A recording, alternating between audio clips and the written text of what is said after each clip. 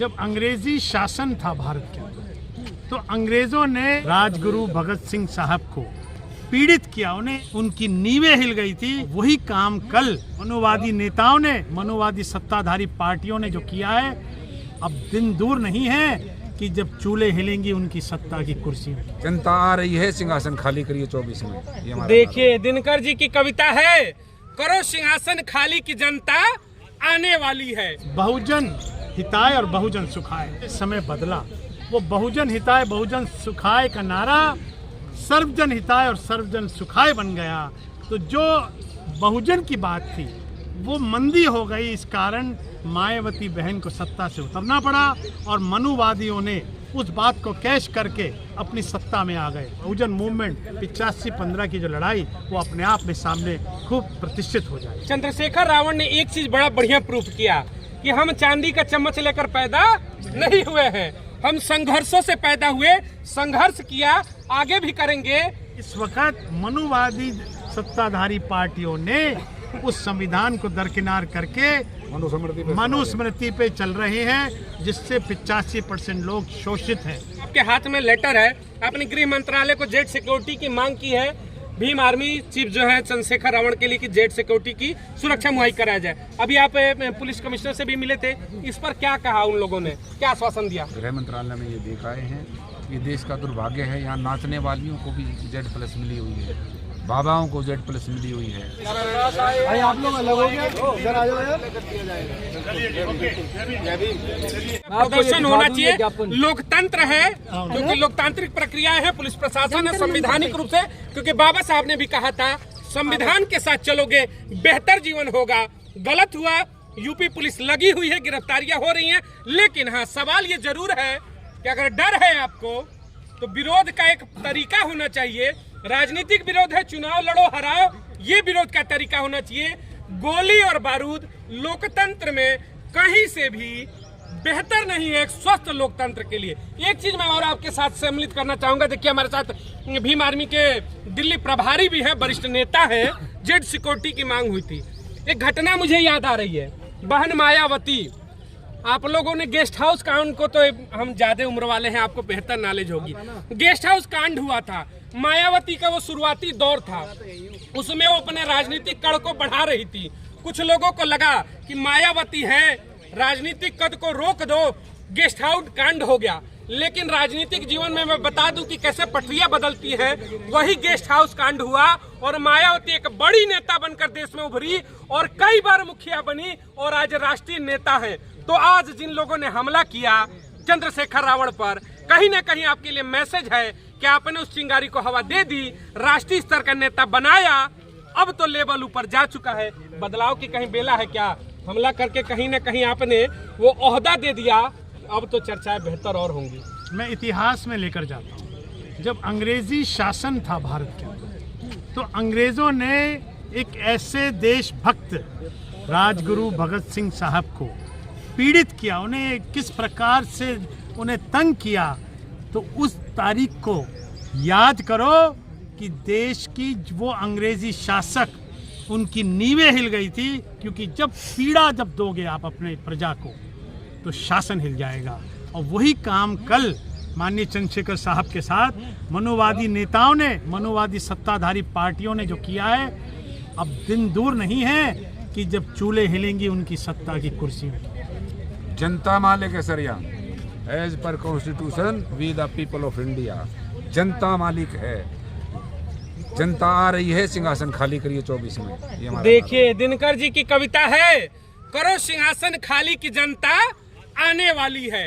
ये पक्तियां अक्सर संसदों में भी आप लोगों ने सुनी होगी तमाम बड़े नेताओं से कि संसद को खाली करो, जनता कहती है कि हुकूमत हम करेंगे। कहने का मतलब कि वही लोकतांत्रिक प्रक्रियाएं होंगी, सांसद ही चुनेंगे, लेकिन सहभागिता हमारी होगी। एक चीज और मैं लाऊंगा, हजारों वर्ष का अगर इतिहास उठाएं, जब भी कोई अगर लीक से हटकर, लीक की बात करें, ट्रैक से हटकर अगर कोई मूवमेंट होता है तो फिर उस मूवमेंट को दबाया जाता है। हजारों वर्षों का इतिहास उठाए, बहुते हमला हुए, यहाँ तक कि जिन्होंने संविधान लिख कर दिया उन्होंने भी बहुत कुछ झेला, लेकिन एक शब्द कहा, चलते रहो, विश्वास रखो, लड़ोगे सब कुछ होगा।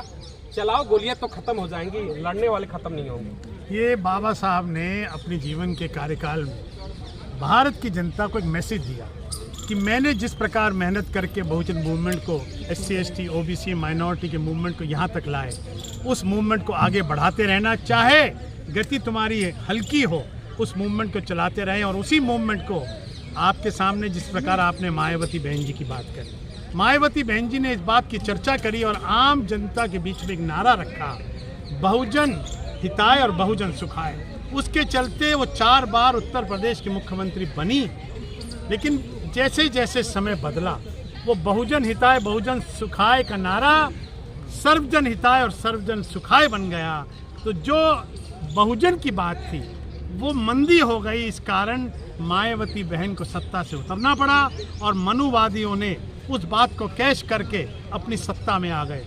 आज चंद्रशेखर साहब ने उसी नारे को लेकर, बहुजन के नारे को लेकर, और आज बड़े गौरव से, ये बात तो सही है कि प्रशासन की कमी है, लेकिन मान्यवर महोदय, गोली खाने वाले को जो है ना वो शेर दिल होता है, गोली जिसको लगती है वो शेर होता है। हमारे देश में एक नया शेर पैदा है, एक का नाम है चंद्रशेखर आज़ाद समाज पार्टी भीम आर्मी का राष्ट्रीय अध्यक्ष। और आने वाले समय में ये पता लगेगा कि बहुजन मूवमेंट 85-15 की जो लड़ाई वो अपने आप में सामने खूब प्रतिष्ठित हो जाए। चंद्रशेखर रावण ने एक चीज बड़ा बढ़िया प्रूफ किया कि हम चांदी का चम्मच लेकर पैदा नहीं हुए हैं, हम संघर्षों से पैदा हुए, संघर्ष किया, आगे भी करेंगे।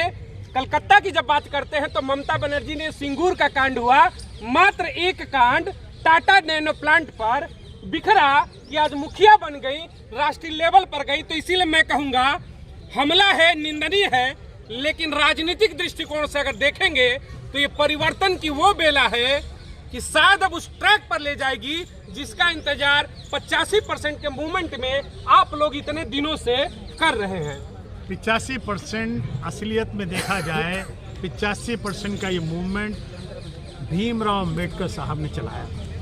दुर्भाग्य की बात क्या है कि भीमराव अम्बेडकर की जो गाथा है वो मैं अलग से फिर आपसे बताऊंगा, लेकिन मनुवादी पार्टियों ने पिछले 75 सालों में उन भीमराव अम्बेडकर के नारे को, जिन्होंने पूरा का पूरा संविधान लिखा, और दुर्भाग्य की बात है 75 साल भारत की आज़ादी के बाद भी वो संविधान का भी ABC भी शुरू नहीं हुआ। क्योंकि संविधान उसको कहते हैं जिस मुल्क में हर नागरिक को रोजगार मिले, हर महिला को सुरक्षा मिले, हर वृद्ध को पेंशन मिले, हर व्यक्ति को रहने में एक ऐसी प्यार और सुविधा मिले ताकि वो देश का एक नागरिक बन सके।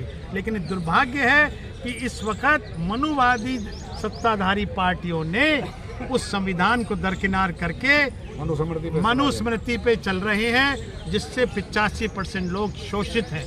और आने वाला कल जब 85% का जलजला आएगा, एक नई क्रांति पैदा होगी इस भारत के। चलिए एक आखिरी सवाल लेकर खत्म करूंगा। आपके हाथ में लेटर है, आपने गृह मंत्रालय को जेट सिक्योरिटी की मांग की है, भीम आर्मी चीफ जो है चंद्रशेखर रावण के लिए कि जेट सिक्योरिटी की सुरक्षा मुहैया कराया जाए। अभी आप पुलिस कमिश्नर से भी मिले थे, इस पर क्या कहा उन लोगों ने, क्या आश्वासन दिया?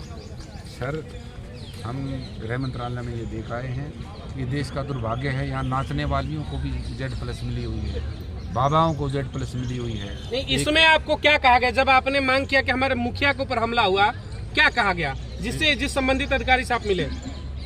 उन्होंने अधिकारी जन हमारे साथ भेजे, गृह मंत्रालय में इसको दिया है, अमित शाह जी के पास जाएगा और हमारी माननीय गृह मंत्री अमित शाह जी से हाथ जोड़ के गुजारिश है कि हमारे नेता की जान बख्श दे। चलिए बहुत बहुत धन्यवाद। ये तमाम वो लोग थे, इनका यही कहना था जेट सिक्योरिटी को लेकर गृह मंत्री